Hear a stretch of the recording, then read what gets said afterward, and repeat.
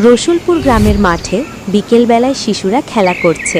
এদিকে মসজিদের ইমাম সাহেব গ্রামের মাঠে ফুরফুরে ঠান্ডা হাওয়া খাওয়ার জন্য বের হন। সাথে আছেন মুয়াজ্জিন। তারা দুজনেই একসাথে হাঁটছেন। কিছু দূর গিয়ে দেখেন কিছু বাচ্চা খেলা করছে। ইমাম সাহেব তাদের কাছে গিয়ে বলেন,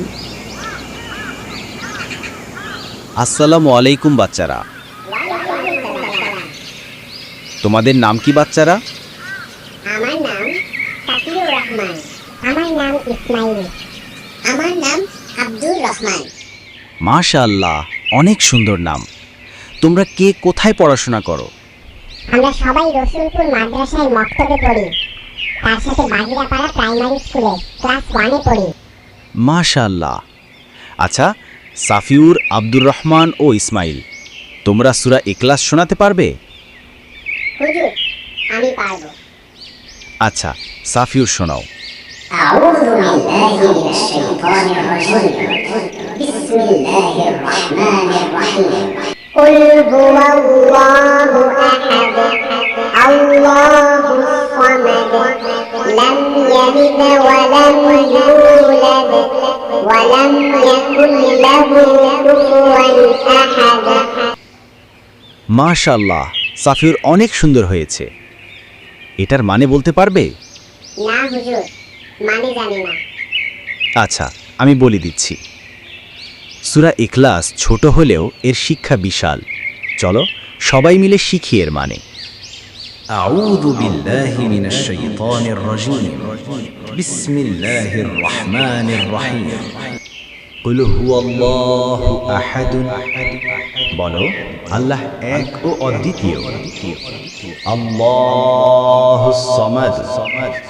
আল্লাহ কারো মুখাপেক্ষী নন, বরং সকলেই তার মুখাপেক্ষী। লাম ইয়ালিদ ওয়া লাম ইউলাদ. আল্লাহ কাউকে জন্ম দেননি, তিনি কারো কাছ থেকে জন্ম নেননি।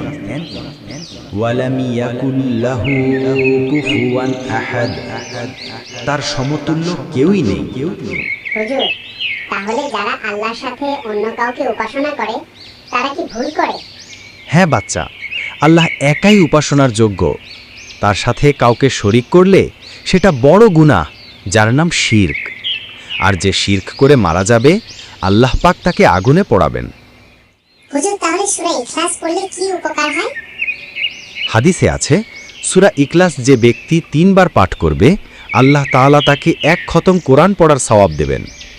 আর যে ব্যক্তি আন্তরিকভাবেই সূরাটিকে পড়বে, আল্লাহ তাআলা তাকে জান্নাত দান করবেন। আমরা প্রতিদিন নামাজে সূরা ইখলাস পড়ব আর মনে রাখব আল্লাহ একজন, তার কোনো অংশীদার নেই। মাশাআল্লাহ, এই শিক্ষা যদি তোমরা জীবনভর আঁকড়ে ধরো, তবে আল্লাহর রহমত তোমাদের উপর বর্ষিত হবে।